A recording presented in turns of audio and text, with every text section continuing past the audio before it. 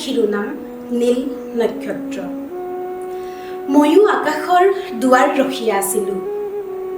মেঘ, তৰা, নক্ষত্ৰখচিত আকাশলৈ চাই কেতিয়াবা গানো গাইছিলোঁ হ'বলা। তেতিয়া মোৰ বয়স আছিল 20 বা ঠিক তেনেকুৱাই কিবা এটা। তাৰ পিছত কেতিয়া যে তৰাবাহী মেঘবোৰ গুৰি হৈ ক্ৰমে নিশেষ হৈ গ'ল, কোনে যে নিঠুৰ হাতেৰে ছিঙি লৈ গ'ল নীল নক্ষত্ৰ। আকাশতকৈ সঁচা হল মোৰ আতংক, প্ৰেমতকৈ মহিয়ান হল নিৰুক্ত কিছুমান শব্দ। আজি বয়স গৈ গৈ দুকুৰিৰ ওচৰত মই আকৌ থমকি ৰলোঁ। হাতৰ মুঠিত থকা আহত গোলাপ পাহিলৈ চাই ভাবিছোঁ, মই আজন্ম তোমাৰেই গানৰ কবি। হৃদয়ত মোৰ নীল নক্ষত্ৰৰ আনন্দ। কবিতাৰ শিৰোনাম দেশ আৰু অন্যান্য বিষয়ক। দেশ বুলি ক'লে নালাগে আদেশ, মোৰ তুমুৰালি তেজত তগ বগাই উঠে এহেজাৰ এটা ৰণুৱা ঘোঁৰা। মোৰ শব্দৰ শোভাযাত্ৰা হওক, কোৰ কুটিল ৰাতিৰ পোহৰি হওক, তীৰ বিৰাই থাকক বিক্ষোভৰ চোকা তৰোৱাল, তলমল শব্দৰ উচ্চকিত তেজৰ প্ৰবাহে প্ৰবাহে। মোৰ কামিজত ফুটি উঠে কাতৰতা, ক্ষীণ হয় ঘনিষ্ঠ উশাহ, গভীৰত বৰ অস্বস্তি বৰ অস্থিৰতা।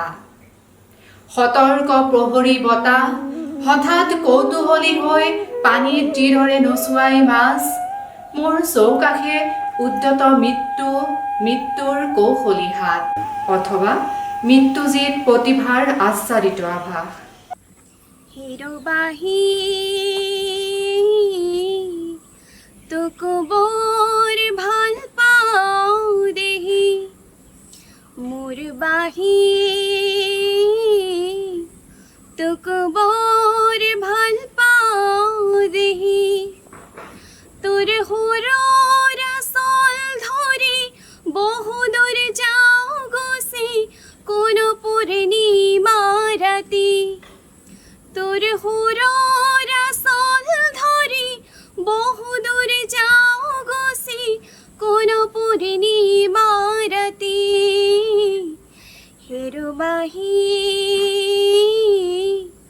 তোক বৰ ভাল পাওঁ দেহি, মোৰ বাহি তোক বৰ ভাল পাওঁ দেহি। আমলখি হাবিত যেনেকৈ হৰিণ হৰিণী চৰে, ময়ো গুচি যাওঁ অয়াঙে দয়াঙে কৰবালে। আমলখি হাবিত যেনেকৈ হৰিণ হৰিণী চৰে, ময়ো গুচি যাওঁ অয়াঙে দয়াঙে কৰবালে। হেৰবাহি তোক বৰ ভাল পাওঁ দেহি, মোৰ বাহি তোক বৰ ভাল পাওঁ দেহি। কবিতাৰ শিৰোনাম পৃথিৱী মোৰ কবিতা। কলম মোৰ কমাৰৰ হাতৰ হাতুৰি, ভাঙি পিটি গঢ়ি লওঁ শব্দ। খেতিয়কৰ ফাল যেন চোকা, শিৰলোত সোণৰ সীতা।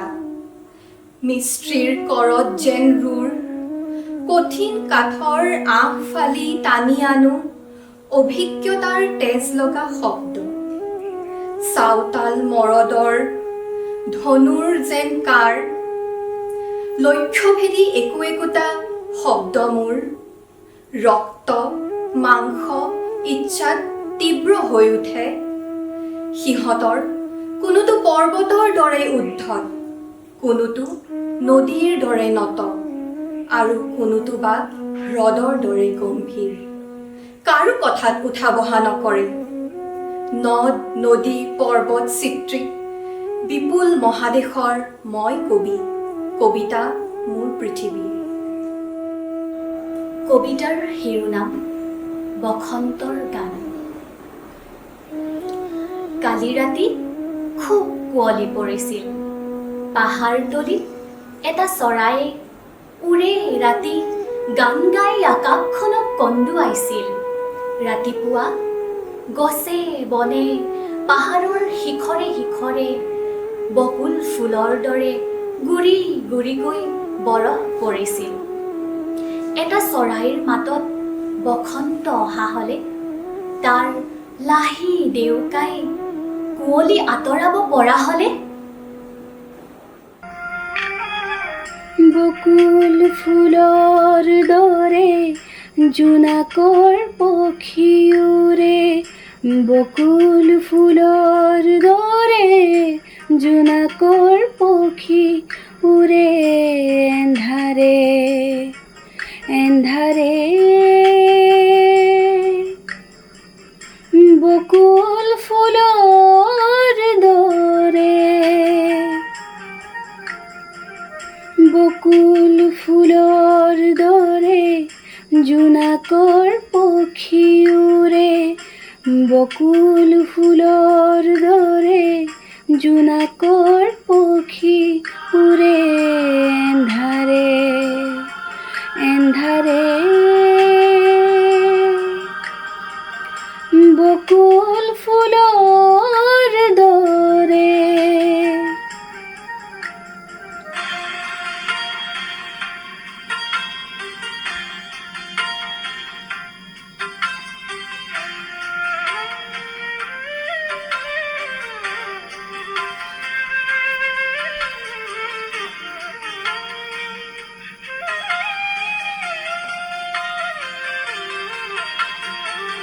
নীলিমাৰ আঁচলেৰে তুপে তুপে, নীলিমাৰ আঁচলেৰে তুপে তুপে চকু পানী সৰে।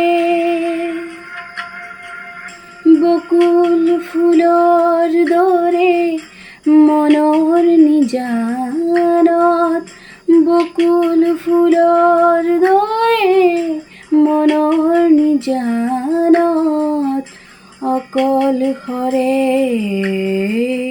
অকলশৰে। বকুল ফুলৰ দৰে জোনাকৰ পক্ষী উৰে, বকুল ফুলৰ দৰে জোনাকৰ পক্ষী উৰে এন্ধাৰে এন্ধাৰে। বকুল ফুলৰ দৰে।